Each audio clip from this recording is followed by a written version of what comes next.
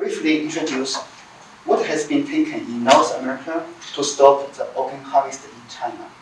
What has been done in North America?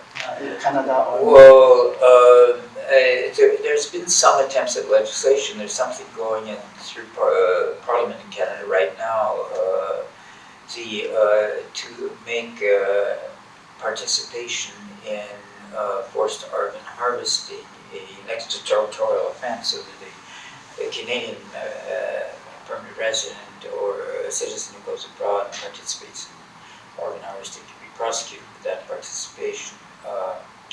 There's been developed in ethics, the Canadian Transplantation Society, the Canadian Society of Nephrologists developed a very elaborate ethical statement saying, for instance, if somebody's going abroad to a transplanteur's destination, don't give them their medical records, don't give them prescriptions, advise them that somebody may be killed with their organs, advise them that the doctor may decline aftercare as long as there's an alternate aftercare available, advise them that they may not receive records of what happened to them abroad, which would make aftercare very difficult, and so on. So there has been those developments in ethical standards.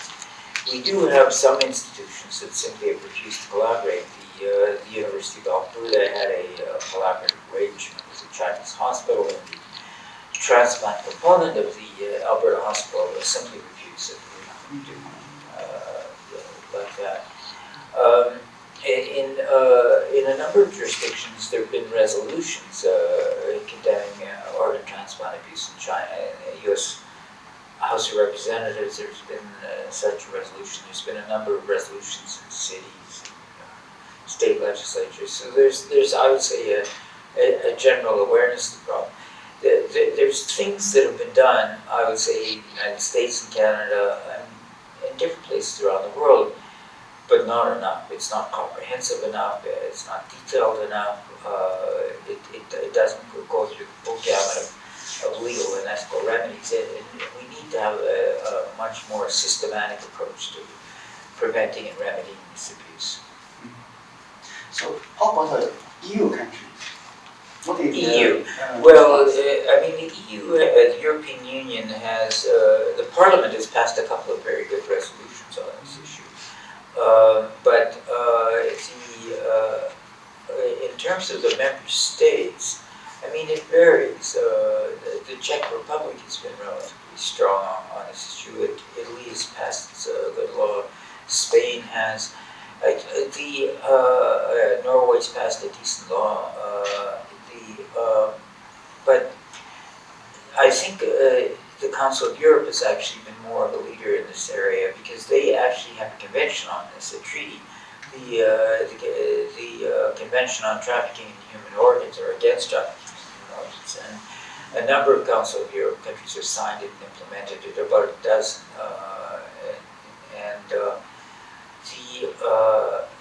it requires the states' signatories, ratifiers, to enact the legislation that allow for prosecution for transplant tourism. And so there is, I would say, also in Europe, some steps that have been taken. But again, it's not comprehensive, it's not systematic, it's not across the board. There needs to be more. So, as for Japan, what should be done to stop organ harvest in China? Do you have any suggestion? Sure. Well, I think there could be ethical standards a lot more detailed, like the ones the Canadians have adopted about what do you tell a patient, do you give patient records, do you give patients prescriptions, that there could be a lot more protocol of advice and action between patients and doctors on this issue. I think it's also true for research, publications, education, training. I would say there should be no collaboration, no cooperation, no complicity with the organ transplant industry in China. And as far as I know, that doesn't exist now in Japan. I mean, it does exist here and there with individual health practitioners, but not across the board. Now, Japan, as I understand it, has legislation, criminal legislation, which is actually territorial in effect, and you don't need specific extraterritorial legislation. But what Japan does need is compulsory reporting, because right now, if somebody goes abroad for a transplant to China and comes back bringing anti-rejection drugs, the doctor will know, the pharmacist will know, the health system knows, but the government doesn't know, the prosecutors don't know. The government didn't collect enough information about the organ transplantation. Well, they don't require reporting, and Taiwan requires that reporting. In Taiwan, you've got to report the country, you've got to report the hospital, you've got to report the doctor, but that doesn't exist in Japan, and it should. So in Japan, because of some economy issues, some mainstream media and even government, they hesitated to criticize the Chinese Communist Party on human rights. So for this, do you have some comment or something? Well, I know it's a problem. I mean, there used to even to be a Japanese-Chinese cooperation agreement, which basically said that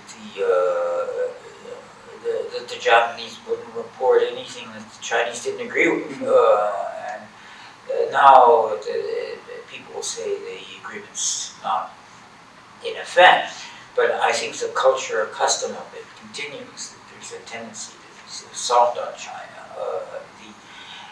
But it isn't just the Japanese. I mean, the Chinese will deny media credentials to some people. They don't like it. In others, they may allow them in, but if they don't report the way the Chinese like, they'll deny them access.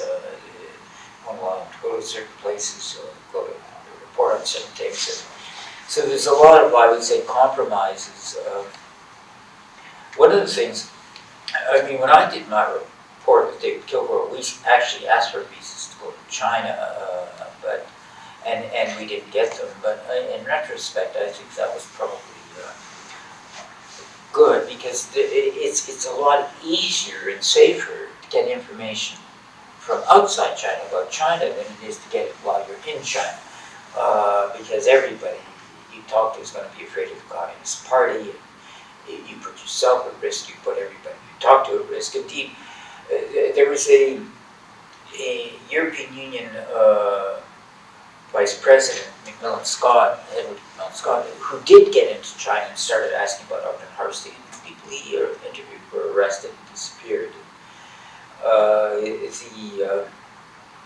Thankfully, it didn't happen to us or to anybody we talked to, because we talked to people who got out of jail and then got out of China, or we could make phone calls into China that were confidential, and so it's. I would say that probably in terms of reporting on China, you're better off outside China than inside China. Thank you.